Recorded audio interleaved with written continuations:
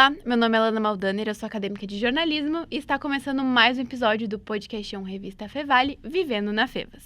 No episódio de hoje, vamos falar sobre um tema que geralmente fica em alta nessa época do ano, o clima, mais focado na meteorologia e na saúde. Então, para este primeiro bloco, convidamos a meteorologista Stael Cias. Stael, então, muito obrigada por ter vindo aqui no podcast, seja bem-vinda. Obrigada, agradeço a oportunidade.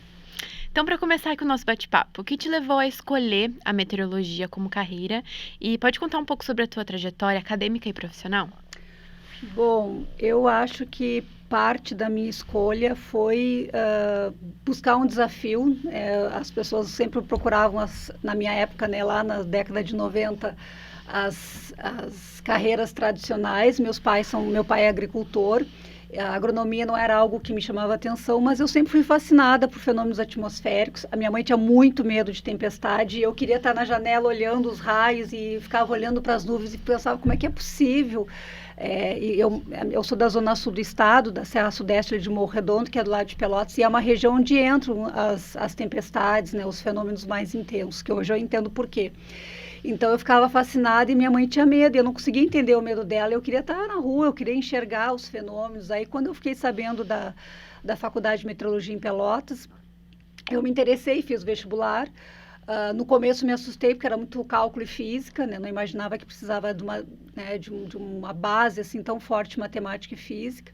Mas quando chegou na parte mesmo dos fenômenos, tudo, eu tive certeza que era o que eu queria trabalhar. Não imaginava que eu ia para a área de comunicação, porque eu sempre fui muito tímida. Então, não imaginei que eu trabalharia nessa área de comunicação, de traduzir, né, os fenômenos, a linguagem da meteorologia. Me formei em 1999, então, na UFPEL, em Pelotas, na Faculdade de Meteorologia. Daí eu fui para a USP fazer o mestrado em tempestades, né? Afinal, era a área que eu mais gostava. Em 2013, no início de 2013, eu concluí o mestrado. Meu primeiro emprego foi na Defesa Civil Estadual de São Paulo. Lá eu atuei por 7 anos, então era alertas para deslizamento de encosta, para inundações, alagamentos. E foi aí que eu comecei a trabalhar a comunicação, porque a gente, lá em São Paulo, a estação seca e chuvosa. E a Defesa Civil Estadual, eles têm uma organização que, antes da estação chuvosa, entre setembro e novembro, as equipes viajam o estado inteiro, nas áreas de risco, nas comunidades, fazendo cursos e treinamentos, e a meteorologia é um deles. Então, fiz muitas palestras para a comunidade, para todo tipo de público, assim, desde o mais humilde, com menor nível de estudo, para pessoas mais qualificadas. Então, tinha que traduzir essa informação, porque podia ser uma questão de vida ou morte, até numa situação de risco, né? Então, é uma área que eu sou apaixonada, né? Essa área de defesa civil, porque... E principalmente nesses últimos meses, vendo tudo que o estado do Rio Grande do Sul passou, são pessoas realmente muito dedicadas ao que elas fazem, assim, porque muitas vezes elas colocam a vida delas em risco para salvar outras pessoas. Então, é uma área que eu tenho muita afinidade, assim, essa área de defesa civil. Depois, eu recebi um convite do Grupo RBS em 2007, quando eu vim trabalhar no Grupo RBS, aí eu já tinha essa experiência, né, de comunicação, mas nunca tinha falado em rádio, nem TV, talvez eu tenha dado uma ou duas entrevistas, sei lá. Então, na RBS, realmente, esse meu lado da comunicação foi mais lapidado. Então, eu tive a oportunidade de desenvolver tanto na rádio quanto na televisão e também na escrita, porque a gente trabalhava bastante também na Zero Hora para montar artes. Acho fascinante isso também, quando tem todos os recursos ali para tu realmente explicar para as pessoas o que está acontecendo. De uma forma dinâmica, né? Para ser fácil de entender também. Então, ali eu tive essa oportunidade de desenvolver esse lado. E, por fim, eu recebi o convite do meu colega Alexandre, da Metsul, para ser sócia da Metsul em 2012. Aí já é um pouco diferente, porque quando a gente é sócio de uma empresa, a gente não simplesmente vai lá e executa nossas tarefas, nosso trabalho técnico, a gente tem outras preocupações, né, mais administrativas, temos que pensar como empresa. Então, é um pouco diferente, mas é uma liberdade também, né, para trabalhar, é o contato direto com o cliente, que também tudo passa pela comunicação, né? Então, é importante, acho que tudo isso veio me preparando para a função que exerço hoje dentro da Metsul. E sou muito realizada pelo que eu faço, sou muito feliz sendo meteorologista, não imagino fazendo qualquer outra coisa da minha vida.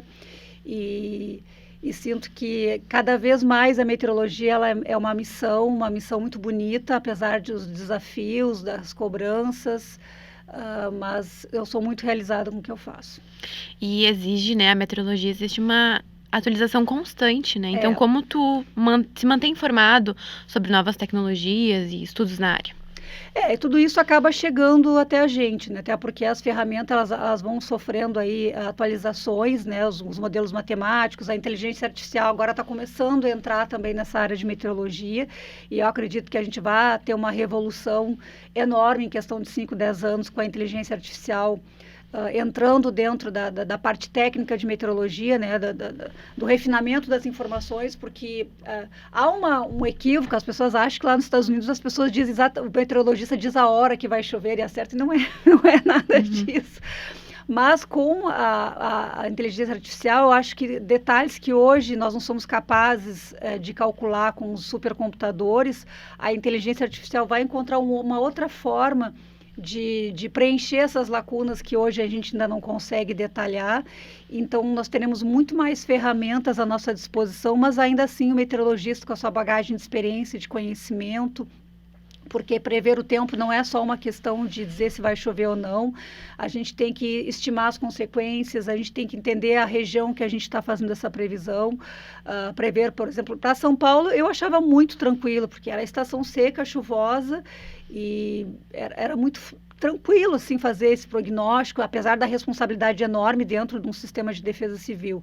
E aqui no Rio Grande do Sul é todo dia um desafio enorme, a cobrança do gaúcho com a previsão do tempo também é muito grande, até porque nós passamos por todos os fenômenos, às vezes, numa semana, então a gente passa por muito desconforto, por desafios, por riscos em função disso, então é compreensível. Então a gente, por consequência, também se cobra muito e acaba tendo aí um preciosismo até na hora, até chegar e divulgar a informação. Existe todo um trabalho de horas antes para eu chegar na rádio e falar se vai chover ou não vai chover, o quanto que vai chover. A gente tem que entender de rios, a gente tem que... eu nunca imaginei, por exemplo, prever cinza vulcânica, nunca imaginei falar em nuvem de gafanhotos, e tudo isso a gente faz aqui no Rio Grande do Sul. Então, é uma escola, realmente. A gente está sempre aprendendo. E uma coisa que eu sempre falo é que o meteorologista ele tem que ser muito humilde. A gente tem que ser humilde porque a atmosfera é muito dinâmica. E às vezes tem tudo, está tudo ali para chover, para desabar o mundo e não chove. E às vezes não tem todos os ingredientes e chove.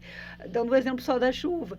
Então, no Rio Grande do Sul tudo é possível. E é muito dinâmico, é muito rápido. Então, a gente tem que estar assim, sempre ligado. Eu preciso tirar férias, mas quando eu volto de férias é terrível, porque eu não estou naquele ritmo, eu não estou com aquele time do que aconteceu. Então, a voltar de férias para meteorologista, vocês não têm ideia, assim, parece que a gente está reaprendendo tudo, porque realmente aqui a gente tem que estar sempre dentro do que está acontecendo, porque isso tudo faz a diferença, sabe? E como é um dia de trabalho típico teu, assim? Quanto tempo leva para montar uma previsão, por exemplo? Assim, como funciona essa parte?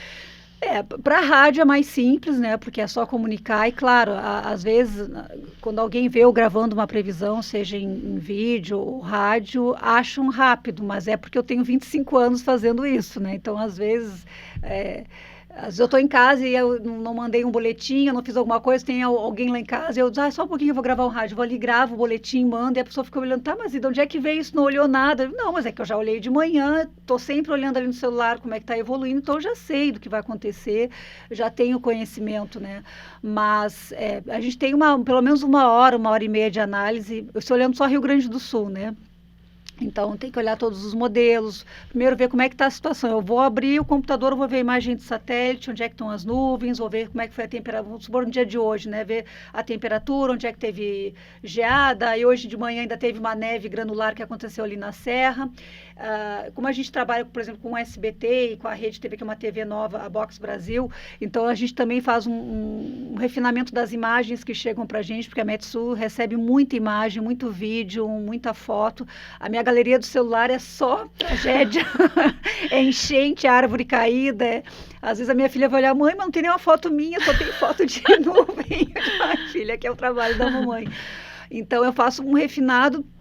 A gente tem que ver de onde é que é a foto, se é verídica, o vídeo, de quem é, pedir autorização. Então, eu tenho todo esse refinamento das imagens, colocar na Metsul, selecionar o que vai para o Twitter, como é que vai fazer a chamada, o que vai para o site, né? Então, como é que vai escrever, qual vai ser a manchete, e aí entrar nas rádios, aí conversar com a equipe, né? Porque eu tenho um colega que faz rádios de manhã, eu faço mais à tarde, outro que coloca. Então, tem que estar tudo conectado, né? E usando a mesma linguagem, né, o mesmo prognóstico. Claro, cada meteorologista, assim como qualquer médico, a gente vou escutar uma segunda opinião. Cada meteorologista tem o seu estilo de previsão, sua forma de comunicar, mas a ideia tem que ser mais ou menos a mesma, né? Então, é um trabalho inicial, primeiro ver o que está acontecendo e, a partir daí, começar a olhar os modelos. E aí, dependendo da situação, tem modelos matemáticos que são melhores para uma situação de ciclone, outros para chuva, outros para neve, outros para geada. E isso é a experiência que nos dá para cada região do país. E aí a gente vai buscar. Hoje é um cenário, por exemplo, de ar seco e de geada, de temperatura que amanhã vai estar muito baixa. Então, eu vou usar um determinado modelo para projetar a temperatura. A gente sempre tem uma preocupação, por exemplo, com a capital gaúcha, né? Então, de acertar exatamente a temperatura. Então, a gente discute, mas tem essa variável aqui, eu acho que vai dar 2 graus nessa quarta-feira, outro acho que vai dar 3 graus, eu acho que vai ficar entre 2 e 4 graus a mínima. Então, são várias discussões que vão acontecendo ao longo do dia. E a demanda de jornalista que é constante, né? De explicação. Hoje é um dia que me perguntaram muito sobre sensação térmica, explicar o que é Graupel, o que é a neve granular que aconteceu em Gramado, a geada negra, a geada vai até onde, por que vai ter geada em Minas Gerais, em Mato Grosso do Sul, por que vai ter temperatura negativa em São Paulo. Então, a gente tem um olhar para o que está acontecendo aqui, mas tem que ampliar para o restante do Brasil, porque está na pauta nacional hoje o frio, por exemplo, né? Usando o exemplo de hoje. E eu só vou parar de trabalhar, na verdade, quando eu vou dormir, porque a demanda ela é incessante. O tempo todo. E quando os vizinhos, quando a moça da padaria descobre que eu sou meteorologista ou na academia, aí sim que não tem paz. Eu jogo vôlei, semana passada eu fui jogar vôlei, eu disse, não, hoje eu vim jogar para esquecer um pouco da meteorologia. Depois do jogo eu me sentei para a gente comemorar ali o dia dos aniversariantes e começaram a falar do tempo. Eu disse, não, gente, assim eu vou embora porque não tem condições. Cada um queria me contar que tinha chovido, que leu não sei aonde. Não, qualquer assunto, menos previsão do tempo, que eu preciso descansar, porque realmente é a pauta do gaúcho, né? Não tem, acho que ninguém aqui que não seja um pouco meteorologista e acaba sempre falando, né, diariamente sobre isso. E qual que é o fenômeno assim mais difícil de prever com precisão para vocês, mesmo com toda a tecnologia que a gente tem hoje em dia? Acho que são 2 fenômenos, né? A neve sempre é um estresse muito grande, porque existe sempre aquela expectativa de um grande evento de neve que não é tão corriqueiro. Existe sempre muitas críticas, porque para nós, meteorologistas, a neve é um fenômeno, o tornado é um fenômeno. São fenômenos, né? O que eles desencadeiam de expectativa, enfim, aí isso é uma outra parte, né? Mas eu, como técnico, como meteorologista, eu tenho que olhar aquele fenômeno fazendo parte da minha rotina de previsão. Então, a neve, ela é bem complexa, ela precisa de condições muito específicas, e o tornado, pelo que eu olho como um fenômeno, como apenas um fenômeno, mas eu sei do pânico que as pessoas têm, porque agora já se entende que o tornado faz parte da nossa climatologia. As pessoas confundem com ciclone, com tudo. Tornado é uma nuvem de funil que desce de uma nuvem maior. Então, ela é um fenômeno de pequena escala, ele atua em dezenas de metros. Então, a gente não tem tecnologia para prever onde o tornado vai acontecer. Mas a gente conhece o ambiente atmosférico favorável a isso. Então, eu sei em situações de risco de tempestades que aquele dia tem risco de tornado, mas eu não tenho como dizer se vai ser em Gramado, ou se vai ser em Palmeira das Missões, ou se vai ser em Passo Fundo. É uma grande área que eu consigo enxergar favorável a esse tornado. E em algum ponto ele pode descer e provocar vendaval e ter um potencial destrutivo. Muitas vezes a gente até coloca no boletim de previsão, olha, hoje é um dia que pode ter fenômenos tornádicos, a gente não fala às vezes exatamente de tornado, mas ou quando a gente fala de tempestade, ou risco de tempo severo. Tempo severo subentende-se dentro da meteorologia mundial, né? É classificado como tempo severo, microexplosão em tornados. Então, quando a gente fala em tempo severo, quer dizer que aquele dia tem condições disso acontecer. E o tornado que acontece no Rio Grande do Sul, ele tem um ciclo de vida muito curto, então dura 1 minuto, 1 minuto e meio. então não dá tempo de fazer muita coisa. Ele nem está, às vezes até no radar a gente consegue enxergar ele, mas quando eu enxerguei, como o radar é atualizado a cada 3, 4 minutos, quando eu apareceu no radar para mim, ele já está provavelmente se dissipando, então não tem muito tempo que fazer. Nos Estados Unidos, os tornados duram horas, então eles pegam, então lá eles conseguem ver no radar e dizem, olha, daqui a 15, 20 minutos o tornado vai chegar em Novo Hamburgo. As pessoas que já têm as estruturas de bunkers, já sabem como agir, elas vão descer, esperar o tornado passar e voltam. Já está na rotina deles, já existe um preparo da população, então mesmo que seja um tempo curto de alerta, eles sabem o que tem que fazer, estão organizados, conseguem se proteger.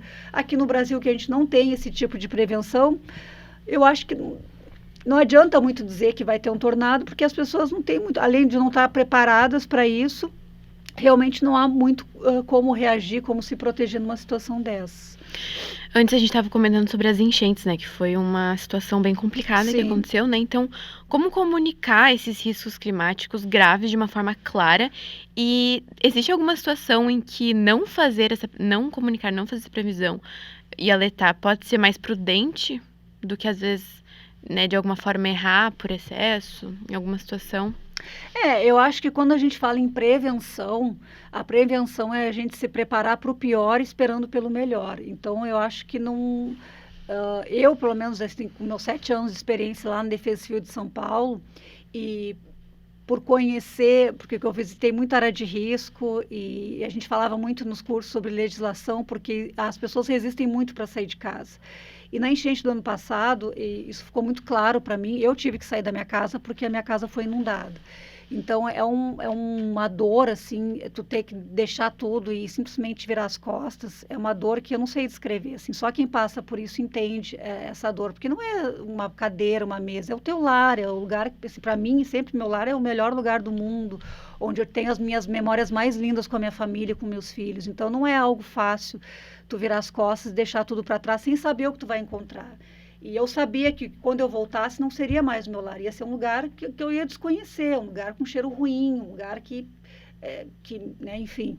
Então, quando a gente tem que comunicar uma situação de alerta, de risco, eu acho que não existe excesso. Eu acho que, claro, com responsabilidade, né? Se tem uma ferramenta que está te mostrando um cenário, não é simplesmente dar um chute e virar as costas. Quem tem a responsabilidade nas mãos de emitir um alerta, não pode se omitir. Eu acho que a gente não tem o direito de se omitir. Por mais que as pessoas tenham medo, eu sei porque assim a gente é muito assediado na Metsu em rede social. Tem pessoas que na enchente, eu passei, elas conversavam comigo diariamente, né? Então a gente acaba se tornando um pouco de psicólogo do tempo. E olha que eu também estava destruída, né, naquele cenário. Mas havia pessoas muito piores do que na minha situação, né? Situações muito piores do que a minha. E que até hoje conversam comigo. Então,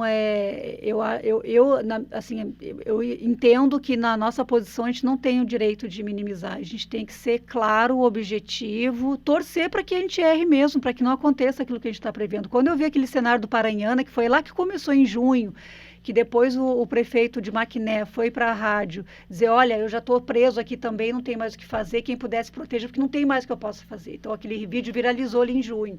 E eu lembro que eu fui no SBT, ao vivo, na TV, eu fui a única pessoa que eu enxerguei aquilo e alertei, e não tinha ninguém alertando, e me deu um medo, assim, né, pensando, só eu falando disso, ninguém está falando disso, ninguém está acreditando nisso, será que eu não estou enxergando o que eles estão enxergando, ninguém fez alerta sobre isso, e foi no dia 16 de junho, pode procurar no dia 16 de junho lá no YouTube do SBT, no horário do meio-dia. E eu fiz um alerta que ia ter uma chuva extrema e que ia ter uma inundação repentina, que é quando tem chuva muito forte, em poucas horas, áreas que nunca tiveram inundação, do nada vem uma inundação repentina, como o próprio nome fala. E foi o que aconteceu. Então, no outro dia, eu estava assim, aliviada por não ter dado cometido um erro absurdo, porque as pessoas iam me cobrar, mas eu fiquei assim, muito apreensiva, eu não consegui dormir, porque eu fiquei, quando entrou a mensagem do prefeito, acho que era 1h por aí, eu fiquei acordada até o amanhecer, eu só queria que amanhecesse para enxergar se todo mundo estava bem, se as pessoas tinham conseguido se salvar, porque é uma angústia muito grande, assim. Então, eu penso que não existe exagero. Claro que com responsabilidade, não é chute, né? Nós somos técnicos, toda vez que a gente informa. E tem que ter tem que ter um protocolo de ação, né? Na Metsul, que a gente faz? Muitas vezes a gente enxerga com 10, 20 dias uma situação de risco. A gente simplesmente faz um texto mais enxuto, sem dar muitos detalhes. Olha, foi o que a gente fez em abril do ano passado. A gente falou, vai vir um período de muita chuva na virada do mês, de chuva excessiva, então a palavra excessiva já diz que é fora do normal. E aí a gente vai refinando, todos os dias a gente vai olhando, revisando, se mantém. Aí alguns modelos inicialmente dão saídas diferentes, quando vai chegando perto, tá todo mundo, né, todas as ferramentas indo para a mesma direção, aí a gente vê, não, realmente o negócio vai ser sério, então a gente já pode começar a subir o tom. E quando a gente viu, acho que com 4 dias de antecedência, 4, 5 dias, a gente enxergou a gravidade, porque primeiro a gente falou que ia ser perto de 41, depois a gente falou que provavelmente seria igual a 41. E até que chegou um momento que a gente falou, não, vai ser pior que 41. Mas a gente foi gradativamente falando isso. E poucas vezes a gente falou que a situação seria grave e a gente usou. Então a gente vai escolhendo palavras que a gente usa só em situações de grande risco, como foi a do ano passado. O público muitas vezes não percebe. Porque é um debate interno enorme antes das coisas saírem para a rua, né, dentro da equipe. Então a gente fica escolhendo as palavras. Nossa, essa palavra não dá para usar, porque e aí quando for pior a gente vai usar o quê? Qual é o argumento que a gente vai usar? Então sempre tem essa preocupação com a escalada da intensidade de um fenômeno ou de alguma consequência. Eu acredito que essa é a nossa forma de trabalhar e vai seguir sendo assim, porque antes a gente percebeu até uma mudança já vou concluir, que eu sei que eu falo demais. Antes das enchentes, a gente tinha uma cobrança muito grande muitas vezes nas redes sociais, que a gente assustava, que a gente subam para as montanhas, que a Metsul já vem dizendo não sei o quê.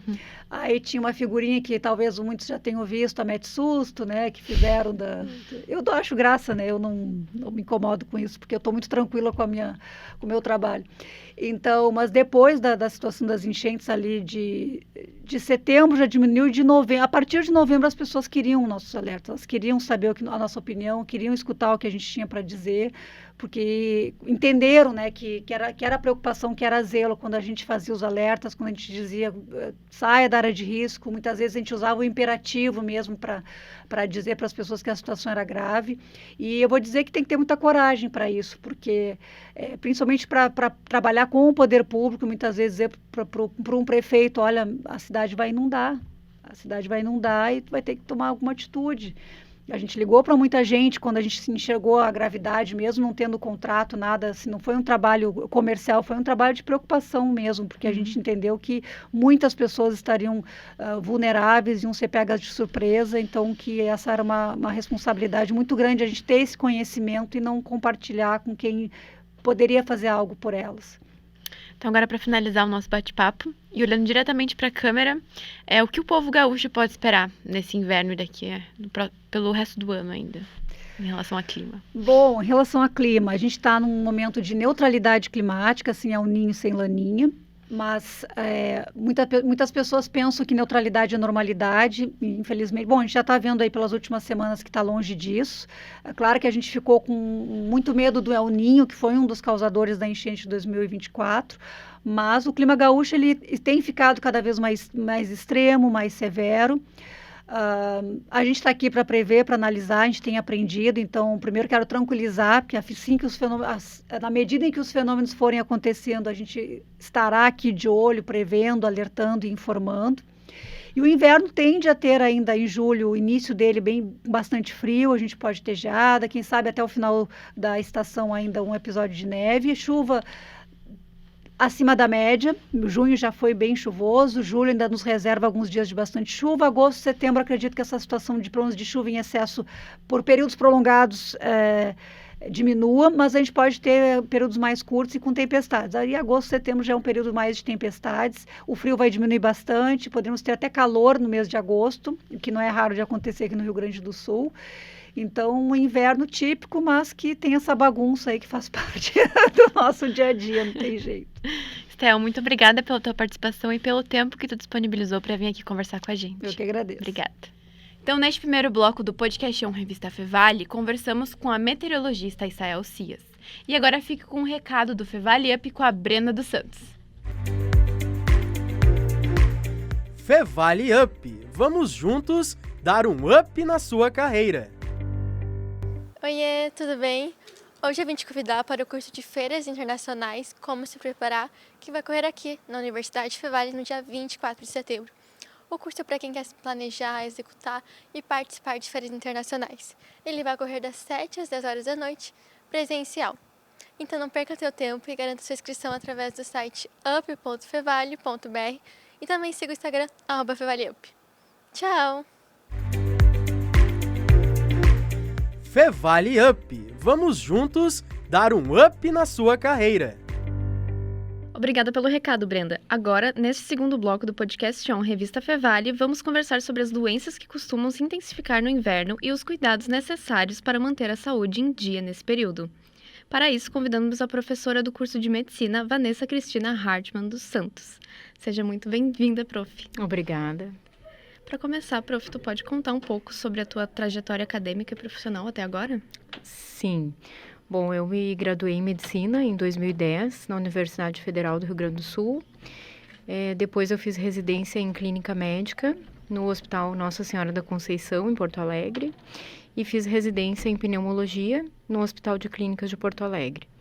Fiz também mestrado na Faculdade de Medicina em Ciências Pneumológicas e atualmente sou professora aqui da Universidade Fevale, sou professora na Semiologia e também na cadeira de saúde adulto e idoso, na parte de pneumologia.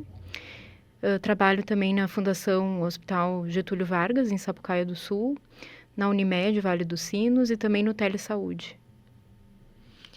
E falando um pouco sobre a gripe, por que as gripes e os resfriados tendem a aumentar nessa época do ano? O clima frio, ele realmente facilita a propagação do vírus?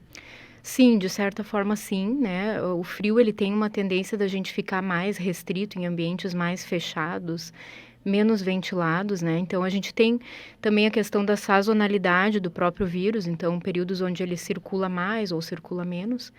Então a gente sabe que esse período realmente é um período onde há um aumento, né, da circulação de vírus respiratórios, vírus em geral, né? Diversos tipos de vírus, rinovírus, adenovírus, influenza, covid.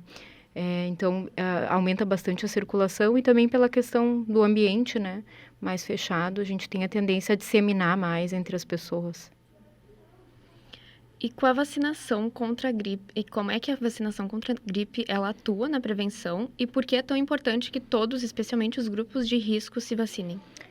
A vacina da gripe atualmente ela está liberada para toda a população brasileira, né? Então, aqui no Rio Grande do Sul, para toda a população, é só realmente o paciente se direcionar até uma unidade básica de saúde e fazer, né, a sua vacina. Justamente porque a gente sabe que ela reduz as complicações, então as formas graves da doença. A ideia da vacina é que a gente reduza a síndrome respiratória aguda grave, evolução para pneumonia, para infecções mais severas que necessitem de hospital, né, muitas vezes até de suporte ventilatório, UTI, ventilação mecânica. Então a gente consegue reduzir isso com a vacina. Ela não evita que a gente pegue o vírus, né? Mas a ideia é que a gente possa ter uma forma mais branda da doença, né? Mais leve.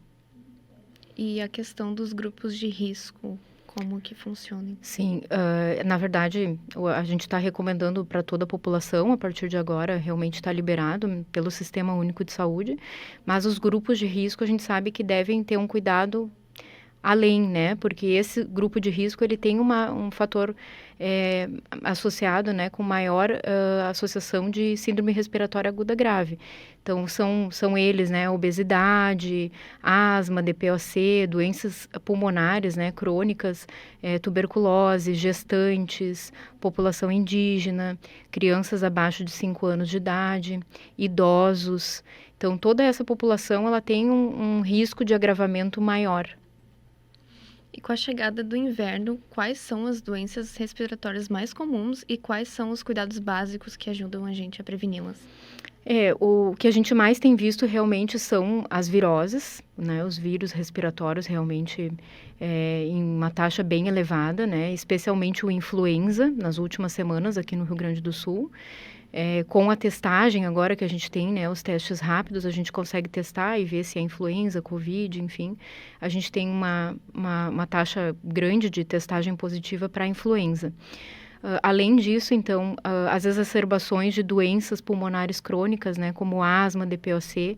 Então, a gente sabe que as mudanças bruscas de temperatura, o frio, a umidade, eles fazem com que o paciente que tem doenças respiratórias crônicas sofra mais. Então, tem a tendência de fazer mais broncoespasmo, né, o espasmo dos pulmões e fazer o chiado no peito, a sibilância, a falta de ar de forma mais importante. E muitas vezes precisar de auxílio de uso de medicação inalatória, até mesmo oral, né? Muitas vezes necessitar a busca de atendimento em emergência, urgência. E os cuidados que a gente reforça é realmente a vacinação, manter em dia, tanto para influenza quanto Covid, manter as suas medicações em dia, aqueles doentes crônicos, né, que usem inalatórios, bombinhas, que mantenham o seu tratamento em uso, né, ativo, porque às vezes as pessoas melhoram um pouco a parte respiratória e abandonam o tratamento. Então, nessa época do inverno é uma época que a gente deve reforçar mais ainda o tratamento inalatório de quem tem doenças crônicas pulmonares. E durante o inverno também é comum a gente ver os postos de saúde lotados. E para quem já está gripado, o que é recomendado? Repouso, medicamentos específicos ou só mais observação? E, quando é necessário procurar atendimento médico? Especialmente os doentes de risco, né, de fatores de risco, a gente recomenda que busquem o atendimento de forma precoce, né, em até 48 horas do início dos sintomas, porque fazendo uma testagem, né, a gente pode saber se é o influenza.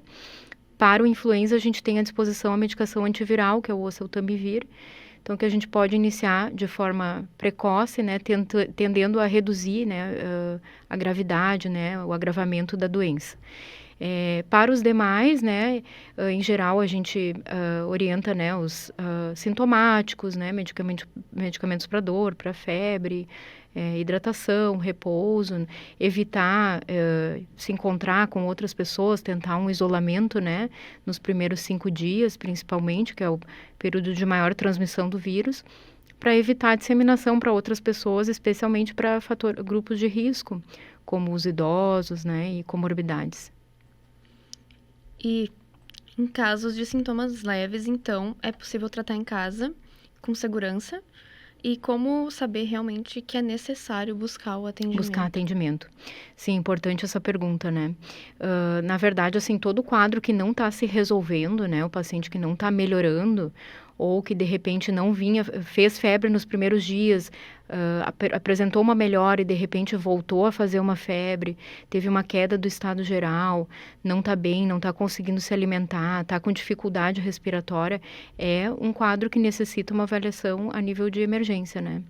Então, esses casos que tenham dificuldade respiratória, ou que tenham febre nova, ou febre que não está cedendo, né, depois de 48, 72 horas do início dos sintomas, devem procurar, sim, auxílio médico, atendimento. Até porque muitas vezes a gente tem complicações do influenza. Então, complicações bacterianas, né, como otite, sinusite, pneumonia, onde aí a gente tem que entrar com medicamentos para tratar. E a dengue, ela costuma ser mais falada no verão, mas ela desaparece mesmo no inverno? Ainda é preciso manter o cuidado nessa época? Infelizmente, ainda sim, tá? A gente ainda tem agora em junho visto casos de dengue, né? Com uma menor proporção, né? As viroses respiratórias têm se sobreposto, mas a gente ainda tem visto casos de dengue. Então, é preciso sim, né? Ainda tentar, né? Os cuidados. E a dengue, em geral, ela tem a tendência de ter mais sintomas sistêmicos gerais, assim, gastrointestinais, diarreia, dor abdominal, dores no corpo, febre, dor atrás dos olhos, né? Então, ela não tem tanto essa tendência de ter sintoma respiratório. E saber que a gente pode, muitas vezes, ter concomitante, né? Então, muitas vezes pode acontecer, é mais raro, mas pode acontecer da gente ter dengue e influenza, por exemplo, ou outro vírus respiratório, em concomitância com a dengue, né? Juntos. E para encerrar, prof, que mensagem que tu deixaria para quem quer passar pelo inverno com mais saúde e bem-estar? Eu acho que manter as suas vacinas em dia, isso aí é prioritário, né? Busca o posto de saúde, a vacina está disponível aí para todo mundo. Manter os cuidados gerais de alimentação saudável, né? Frutas, verduras, né? Legumes, uma boa hidratação, manter o seu acompanhamento médico, os doentes crônicos que façam o seu tratamento, né? Que mantenham as suas medicações de uso contínuo, façam os seus exames de rotina, para manter uma boa saúde, né? O descanso também, o repouso, né? A atividade física é importante também que a gente faça. Eu sei que é difícil agora nessa época, né? Onde a gente tem chuvas intensas, um clima complexo, mas a gente tem que tentar se adaptar em algum ambiente fechado que possa fazer alguma atividade física, pelo menos para que a gente possa manter, né? A nossa rotina de atividade física também. Então, professora, eu agradeço muito a tua participação aqui no podcast On. Tá, joia. Obrigada, eu que agradeço. Neste episódio do Podcast On, falamos sobre previsões para o inverno com a meteorologista Estael Cias. E agora, neste segundo bloco, eu conversei com a professora do curso de medicina, Vanessa Cristina Hartmann dos Santos, sobre os cuidados com a saúde no inverno. Podcast On é uma produção dos acadêmicos de jornalismo aqui da Universidade Fevale. Apontando a câmera do seu celular para o QR Code que está aqui na tela, vocês terão acesso ao nosso Instagram, @podcaston, Revista Fevale, ao YouTube e Spotify também. A produção é das minhas colegas Lana Maldaner, Laura Stum, Liz Cardoso, Natália Rudner e eu, Letícia Flesch. A técnica é de Carlos Pereira e Reinaldo Silveira, com orientação do professor Marcos Santuário. Muito obrigada e até a próxima!